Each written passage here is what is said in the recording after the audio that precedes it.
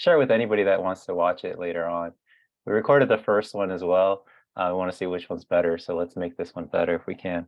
Yeah, my name is Jimenez. I've been advising for a very long time. Like Lisette mentioned, I started at UC Merced, was there for a long time, was a major advisor there. Helped a lot of bio students. Some of them are, doctors or dentists now. I was at San Jose State for a few years. And then during the pandemic, I moved back to this area. So that's one question I want to ask all of you. Where are you from? I'm from Atwater. I'm a first generation student from Atwater, and I've been advising for my whole career. And I love it here. I've been at Stan State for almost 2 years. It's going to be 2 years on November 1st. So I'm pretty happy about that. I really enjoy being at this CSU, which is kind of local to me. We got some people from Ceres, Manteca, Ceres, Salinas, Long Beach. We got some LA people, Oakland, Hayward, LA. So we do have a lot of different people from different communities, but also, Stan State really does what we can to serve our community, this area here. So again, I'm from the Academic Success Center. I specifically target students that are in the STEP program, so undeclared and pre-nursing students. But we also are general advisors, so we can meet with any student that comes in. And I'll talk to you about the difference between general advising and major advising and that sort of stuff. And again, this is part of the First Gen Fridays in collaboration with STEP and other programs. Hopefully in the future, we can invite even more groups. But yeah, I think we can get started. So in terms of an overview, what to expect from this presentation, I will briefly discuss general education, the degree requirements, major requirements, just to kind of get you all on the same page in terms of kind of understanding those types of requirements.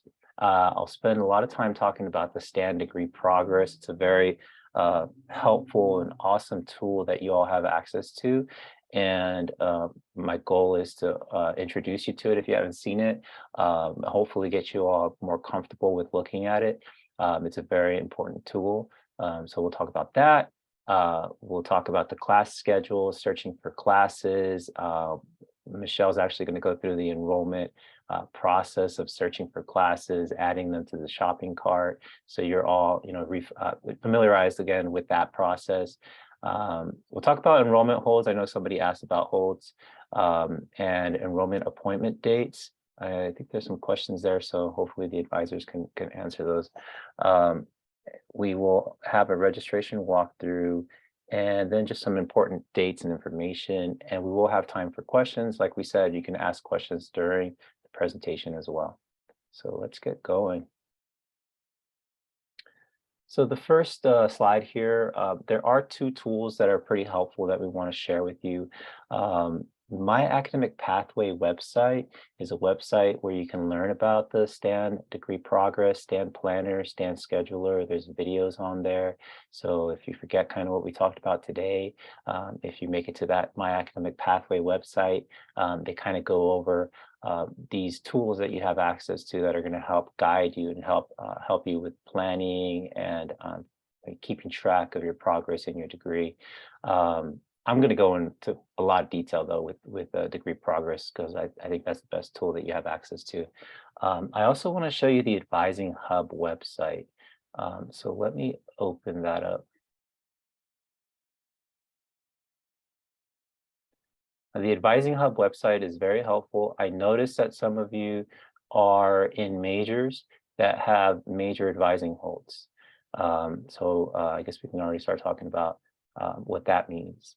But the Advising Hub is a kind of go-to place. If you're not sure where to go, you have your major, but you're not kind of sure how to get advice from that major or how to reach out to that major.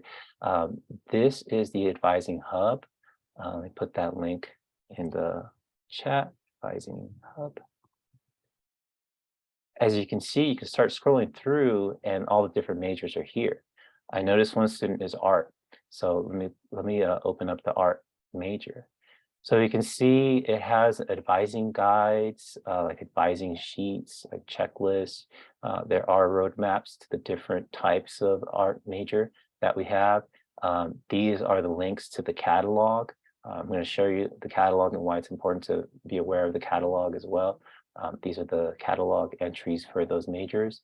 There's other resources. And then right here, it says release major advising hold. So not all majors have holds, but if your major has a hold, you'd be able to see that in this the student center, and I'll show you kind of where to look for that.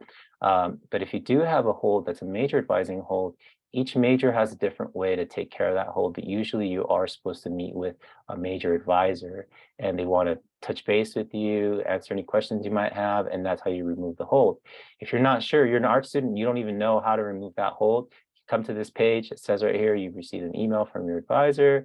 If you can't find that email, reach out to this person. So that's kind of, I saw computer science, that same thing. They have their advising hold, how to release your advising hold. If there's any biological sciences, they have a hold as well. And not all majors have holds, but sometimes you want to reach out to your major and you're not sure how to reach them or how to get to those resources.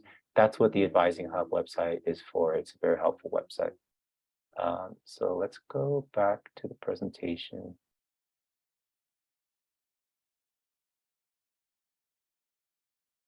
All right, so that was the Advising Hub, and I'm not going to show you the Academic Pathways one, but that one's helpful too. In terms of academic advising, sometimes students are confused. They're like, why do I have multiple advisors? Why am I getting emailed from the Academic Success Center? Who's my major advisor? Why can't the Academic Success Center do major advising for me? It's because we have kind of two types of advisors, maybe three types, because there are some special programs. So if you're part of a special program, like Tamika, she advises EOP students. So if you're part of a special program, you're going to have your special program advisor. If you're an athlete, they have advisors. If you're on campus housing, they have a housing advisors as well. That's not a bad thing to have multiple advisors, although sometimes everyone's kind of asking for your attention. The main advising is between these special programs and general advisors, and then you have your major advisors. If you're a transfer student, and many of you are transfer students, you've probably already completed most of your general education, so you don't really need too much general advising at this point. You probably only have 2 or 3 GE courses left, and so really you're going to want to make sure you're in contact with your major advisors, because at this point you've already done your major prep and you've done most of your GE, and so it's time to talk to your major advisors because they're going to guide you the rest of the way. If you're a freshman, sophomore, you can talk to the Academic Success Center because you have so much general education still left, and maybe you're still on the fence with your major or you're just getting started with your major, so we can definitely advise you on that. You can always come to the Academic Success Center if you just don't even know where to go. Please come to us. If you're struggling in a class, if you're struggling personally and you don't know where to go, just know that in the second floor of the library, there's a group of advisors that are ready to help you out with any issues you might have. This semester, we started to do more walk-in hours. So if you ever just need to drop in, we usually do them on Wednesdays, but during registration, we're going to have expanded walk-in hours. So again, just take that with you, that there is a place where if you don't know where to go, just at least come to us and we'll help you. So we're going to jump into general education, talking about GE. There's so many units that you have to do for general education. So sometimes students are like, why can't I just focus on my major? It's because of the structure of a Bachelor of Science. They want you to have a very broad knowledge in other areas as well. So you will have to go through the general education pattern. So what we're looking at here is something that some students find pretty helpful. Maybe one of the advisors can put the link to this in the chat. But some students maybe would prefer to have a checklist, something they can print out and have with them where they can just check off, the GE classes they've completed. So you can see here, there's different areas of GE. There's the communication skills area A, natural science area B, and that includes like math type classes. Area C is the arts and humanities. Area D, economics, social, political institutions, human behavior, lifelong learning. For freshman students, they changed the requirements around. They took away one of the D2s, and now you have area F, which is ethnic studies. But if you're a transfer student, you might be on this one where you don't have ethnic studies, you have the D2. requirements. You'll be able to see this when you go into the degree progress. It'll show you your GE courses as well. You'll know exactly what you're expected to do. You can see right here, there's some other additional kind of criteria requirements, the 120 unit requirement, your minimum GPA 2.0, above 2.0 requirement. There's unit requirements as well. For transfer students, you have to do at least 50 units at the non-community college coursework and things like that. For freshman students, there's also a political science 1201, a specific class that you'll take, and it kind of sits outside of the GE. So that's kind of why I want to mention that. It's almost like a GE class, but it kind of is not in the areas. It's kind of outside the areas. So Pati did put that link there. In that link, you'll also see on the other pages, it'll actually have a list of all the courses that can meet GE requirements. But I want to show you the catalog website. So this is catalog.csustan.edu, and I want to actually show that website to you, show you how to navigate that website. So let me share that screen. So the reason that this is helpful, it's actually you can access the checklist from right here, the one that I was showing you a bit ago. The reason this is so helpful is because you can see all the different courses that might meet a specific requirement. If you click here, it'll take you down to that area, right? So now it went down to area A3. You can see the different classes that you could take to meet A3. This goes a step further because if you click on the class, now you can see information about the class, the description, how many units it is. You could read through that description, see if it's like, seems interesting to you. And then it also has any prerequisites. A prerequisite is a class that's required before you can take that class. So you can't do your A3 until you've completed your A2 and A1 and A2, right? So this is helpful just to get a good sense of all the classes that are available for a specific requirement. But when Michelle goes through and searches the class schedule, she'll actually show you the best way probably to look at your options, for the next semester, because there's ways to filter out the search. So to filter out only, certain courses that meet certain requirements, and that's very helpful. So yeah, again, you can see these different areas. This is relevant, for anybody that kind of wants to look at courses, read the descriptions, and kind of find those quickly. Also in the catalog, if you click on the academic programs, you can see the different majors, right? You can see the different bachelor's degrees that are on here. So I saw a bunch of you were psychology students. So it's very helpful for you to check your major's catalog requirements, because there may be information here that you can't really find anywhere else. I'll show you a specific requirement for psychology. So if we click on psychology, it's cool. You can see the planned learning outcomes, kind of what you expect to learn from that. Goes over the different requirements. You can see right here, classes to begin with are these foundations classes, or sometimes it says it's a prerequisite for the major. So if you're thinking about psychology, you obviously would start with the intro to psychology. Then you would take, the Psych 2020 psychological methods. You want to make sure you take statistics. So whenever a student is kind of on the fence or they're undeclared, we kind of start by discussing those prerequisites, those first classes to take. If we scroll down, we actually get to the major itself. This major doesn't have a lot of units, 33 units. Usually there's a lot of room for electives there. That's when you really get to your major. Like, again, that's when you're already kind of gone through most of your GE, and it's when you start really making progress in your major. Again, you can see that, specific classes will have even more specific prerequisites when you get to these higher level classes, right? So this one actually requires that you take Psych 2020 and then any one of these upper division psych classes. So that's a very specific requirement. So it's a good idea to be aware of the classes in your major and the types of prerequisites and kind of how you navigate that. Some students will find the roadmap helpful. I think it's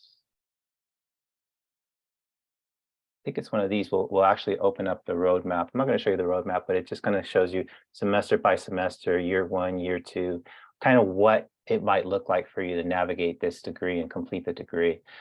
We don't really use roadmaps because we want to look at all your requirements and kind of show you all your options in terms of, as general advisors, we want to give you all your options, and then you end up choosing, what's best for you. Nobody actually follows a roadmap. It's more just a helpful kind of guide, a helpful way to see how you can navigate through the degree. But yeah, this is kind of very important for all of you to check that for your major. You can also see that there are minors. So if you're interested in a minor with psychology, there's plenty of room for a minor. So you could always, it's a couple additional courses, and you can complete a minor if you're interested. Also, start thinking about if you're going to go to graduate school afterward. We do have master's programs. Our master's programs are listed on here as well.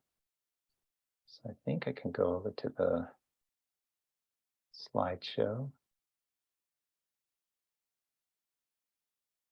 All right, so that was just a brief overview of GE. You can view your specific courses, what requirements you've already met, what requirements you still have left. It's like a checklist. It's called the Stand Degree Progress.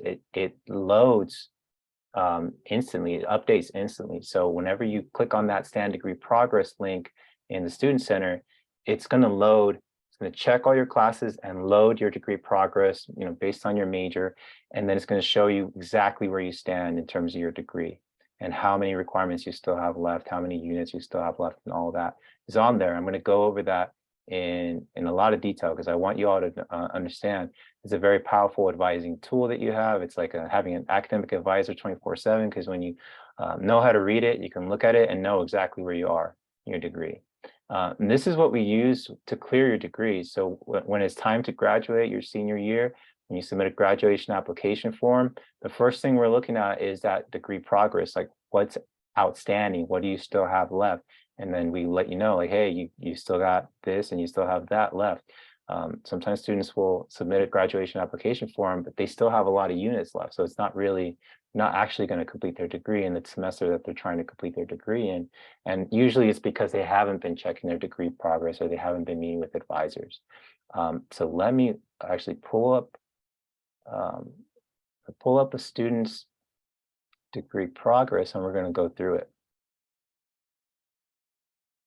And again, you all have access to view your degree progress. This is one of my students, and I kind of scroll down a little bit so you can't see the person's name, but the top right here, we can see that the student is a pre-nursing student.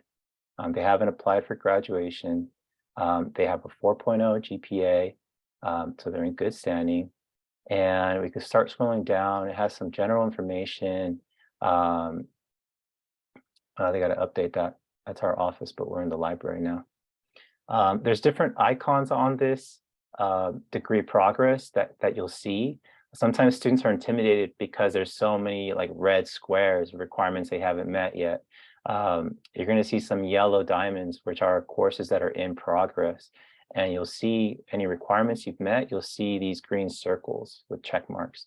If you're a transfer student, many of you are transfer students, you'll see an arrow for any classes that you transferred in.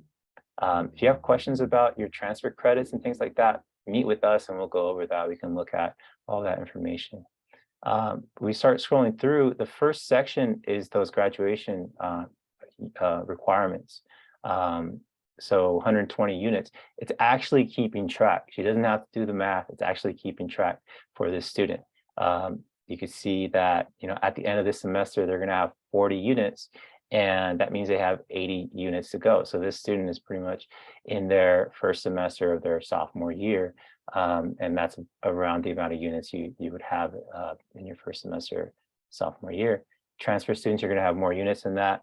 You're also, if you're a transfer student, you're going to see a requirement that says non-community college coursework, 50 units non-community college coursework, because you're supposed to do at least 50 units at the CSU or university level. You can't have so many units from the community college.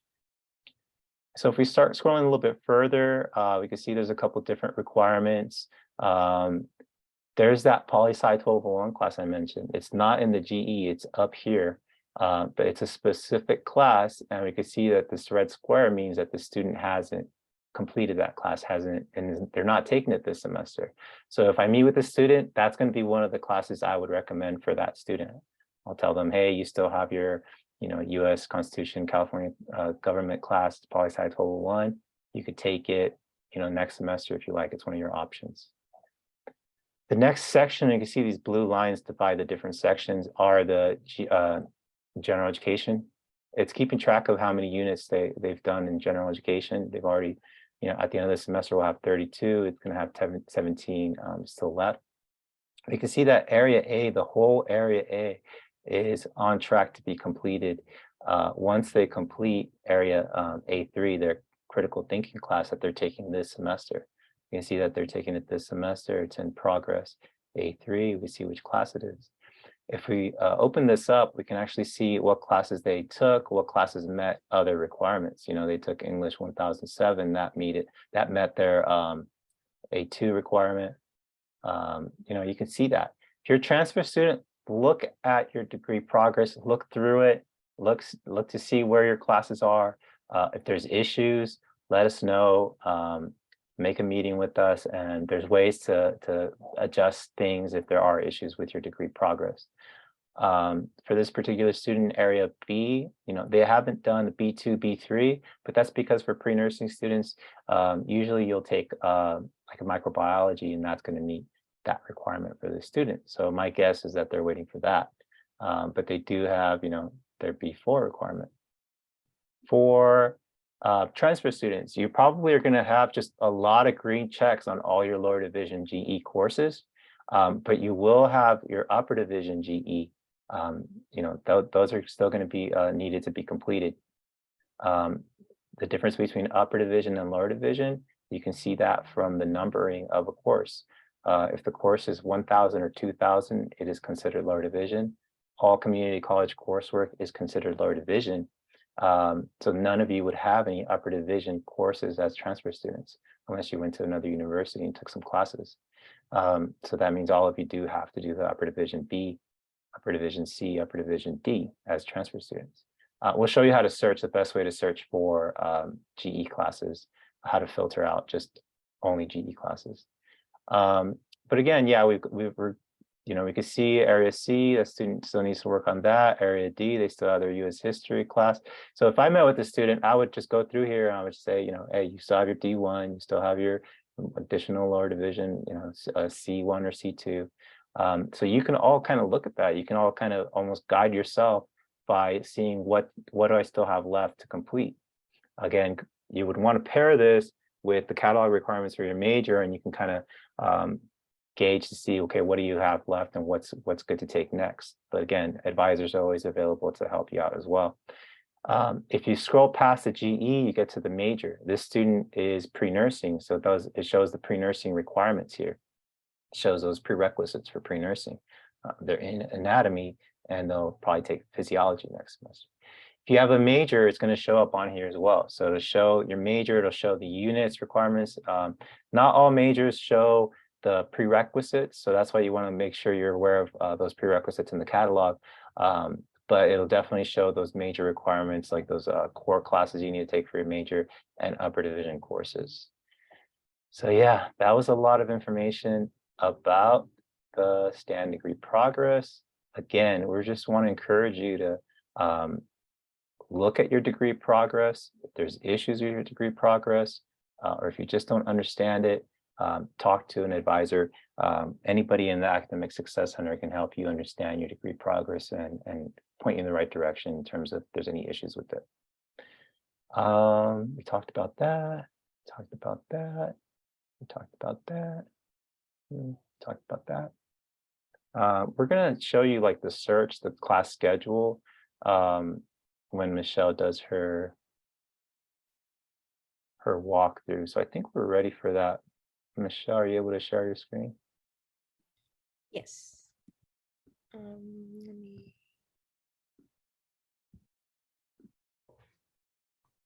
Okay. So I don't know if everyone knows this, but this is how you get to your student portal. So first you go to your dashboard at mycsu stan.edu, and you click here. And this is the new PeopleSoft page. You'll go to Classic Home. And they'll take you to your portal. For here, when you want to start enrolling, you'll click right here, enroll.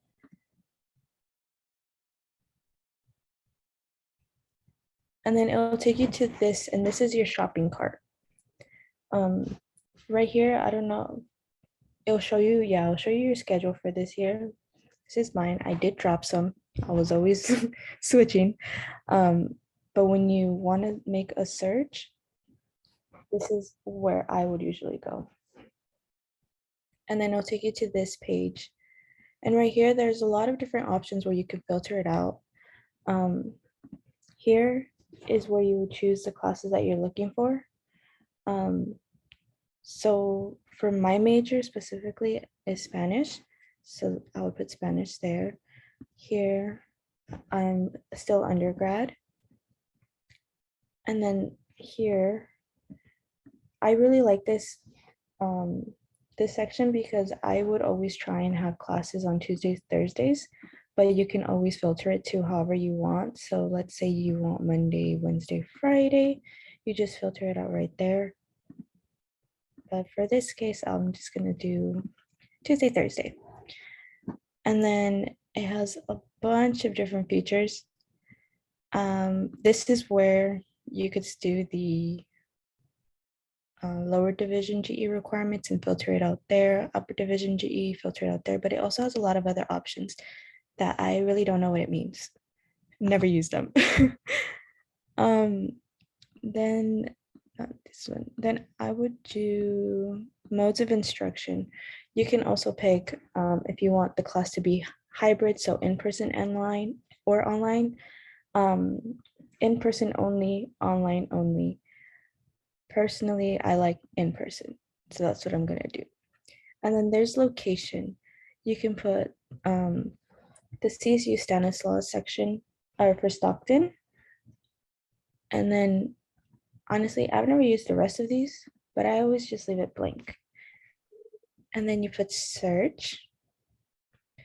And okay, these are the only two options for Spanish right now. But when you go on there, you put select and then next, and that's how it gets added to your cart. When it's time for you to actually register, this is where you proceed to step 2. But since I'm actually a 5th year and I don't have any registration for next semester, like this is my last one, it won't allow me to register. But yeah, do you want me to go through it again? Well, let's talk about it. So Michelle showed us that like you can filter and you can try to search for specific days and times, but sometimes it's going to limit you a little bit too much. So you know, the less filters you put on, the more options you're going to see. But if you definitely need some of those filters, you know, you could definitely use them. Can you show them course attribute? So can you go to course attribute and put lower division? So this is, I want all of you to know this. Like, this is the best way to search for GE. I showed you the GE website and the catalog, but go ahead and click on, actually you have to specify the value as well. So you have to do the course attribute. So if you want to filter it down to just GE, lower division, and then you have to choose one of these. So remember we said that my student, the one we're looking at their degree progress, they still need like one more arts or lit, philosophy, world languages. So let's select arts. So we're not going to specify any days, and we're not specifying any subject either. If you scroll up, there's no subject specified. We're just saying, show me open classes, lower division, arts. Lower division GE arts. If you click on search, you know, there's a lot of different classes that can meet this requirement. You could see right there, there are obviously art classes that can meet the requirement. If you scroll further, there's going to be like fine arts, there's music, and sometimes students are nervous. They're like, which class can I take? Any of these classes can meet that requirement. And you can verify this by clicking on, if you go right there to Intro to Theater, if you click on section, underneath section in that column, you open up the class information that's specific for that class. And you can see right there where it says requirement designation in the middle, it says GE Area C1 Arts. So you don't have to have like an advisor verify this. Like if you add this class and then run your degree progress, the class is going to show in progress for that requirement. And again, when you search by clicking on enroll like she did, and then search, you can actually add this class straight to your shopping cart from here. She might get an error because she doesn't actually have registration, but oh, you can add to your shopping cart. Oh, this is for fall. So for all of you that are not going to be graduating this semester, you're going to be doing this for your spring semester classes. You're going to be able to search, find the classes you want, find the times and days you want. You can check the professors, and then choose your best options and put them in your shopping cart. But again, if you scroll up a little bit, we're in the enroll section and the add screen. So if you see the add is the one that's highlighted because we're in the add screen. If you're going to drop a class, you would click on the drop and it'll open up your current schedule and you could drop a class there. There's a certain deadline. You have to do that by a certain deadline to be able to drop in this system. If you have a class you want to change the grading option for, so if you're in a class that has a letter grade right now and you want to change it to credit, no credit, because you don't want it to, impact your GPA for whatever reason, you could click on edit, and right in edit, and you have until like December 12th, 11th or 12th, you can actually change your grading options still. It used to be you had to change your grading option like before the end of the before the census date, so like early in the semester, but they've extended this deadline by a lot to give students more flexibility. So that's just something to be aware of. You do have the option to change your grading option. You have until December, let me get that information. You have until December 12th, I think. And also course withdrawals and things like that. Sometimes things come up, you have to drop a class. Sometimes you just got to change grading option. December 11th is the actual date. Have all courses for spring been listed yet? So a student did ask, are all courses listed? You're saying there's only a few. It depends on what you're looking for. There's a ton of classes, but if you're looking for a specific class, sometimes there's only 1 or 2 sections of that class. Or if you're looking for a specific subject and you're saying, I only want Tuesdays and Thursdays, there might not be any classes that are only Tuesdays and Thursdays for that subject. So if you need help with that, navigating your options, navigating the classes, that's where advising comes in. So definitely make sure you use that. Should we go over that search one more time, or what do you think, Lisette? I think that would be a good idea. How does everybody else feel? Start from the home screen again so you could show. Students have more energy, but they're more quiet. So click on Classic Home when you log in. And then enroll. So if you clicked on search and not enroll, you could look at the schedule, but you can't add straight to your shopping cart. So definitely want to remember, click on enroll. And there's a stand degree progress right there. Also, you could see, so that's where she could click stand degree progress and view her degree progress. You can see on the right, enrollment dates. So all of you will have a date on there, the day when you can log in and start adding classes. You'll be able to click on details and it'll show you the exact time when you can add those classes from your shopping cart to your schedule. Also, you can see there's a box that says holds. So many of you might have some holds on your record. I know some of you will have your like Title IX, which is like a training you have to do. So if you see that information there, click on details and it'll show you how to get rid of that hold. So I have a slide for that as well. But Michelle's gonna go over the searching and adding one more time.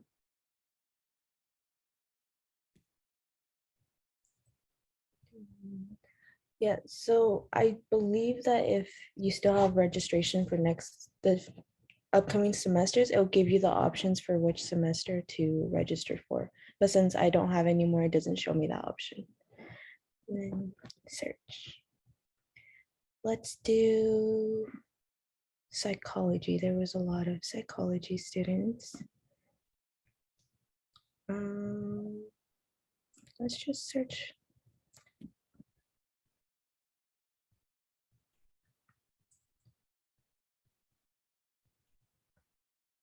And then it always starts with the lowest division and then goes all the way to as high as it goes. So you see it goes up to the 4,000s. Let's select, oh yeah, WP courses. For your writing proficiency requirement, it'll show you this WP course for that section. And then let's select,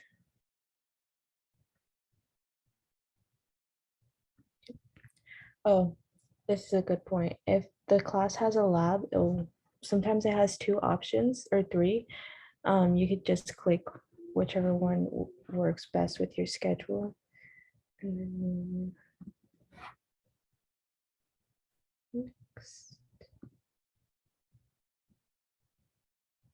I know she'll like this on your cart. Awesome. So yeah, all of you, again, have access to your shopping cart already. You can start searching for next semester courses. You can start adding courses to your shopping cart.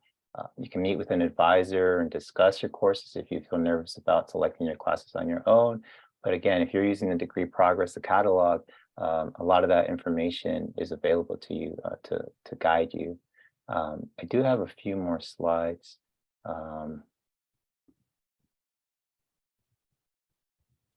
Here.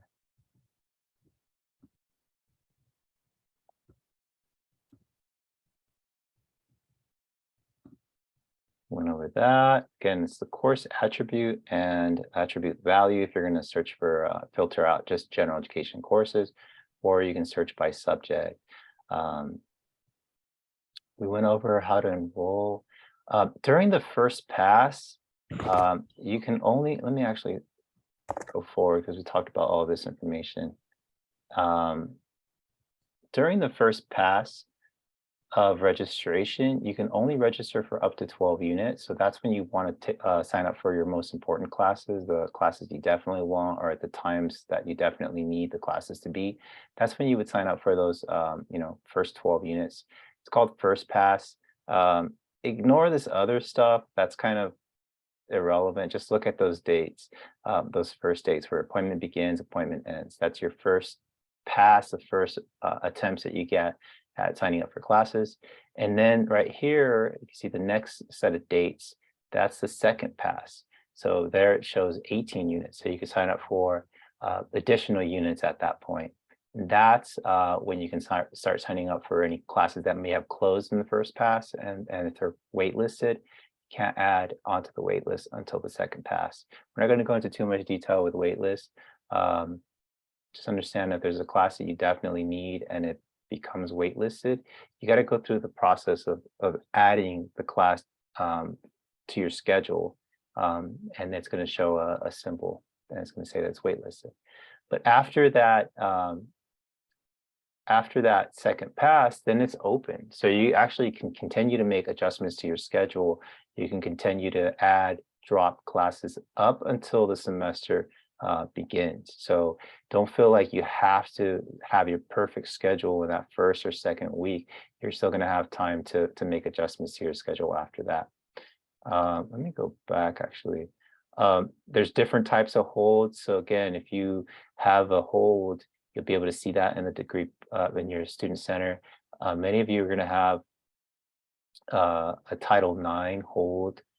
It's for sexual harassment training. So many of you will have that hold. So you have to click on that, click on the details, and click on the hold item, and then it'll have a website. And you go to that website, do the training that it requires you, and then your hold will be lifted. So do that before your registration. If you have a major advising hold, we can't lift a major advising hold from the department. So you have to go to your department. Again, the advising hub can give you that information.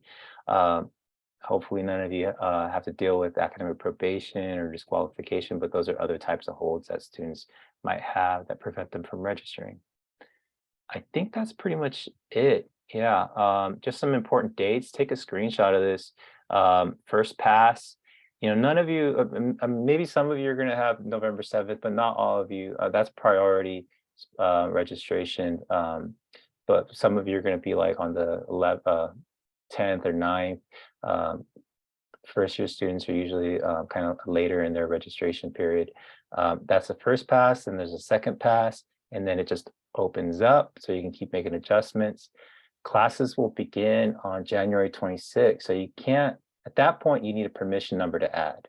So you want to make sure you have your schedule as set as possible by the start of the semester, but you can still make changes after that if you get a permission number from an instructor. When the class is in your shopping cart, you put the permission number in there, and then you can add the class. Right here it says that's a late registration period. So that goes up until February 22nd.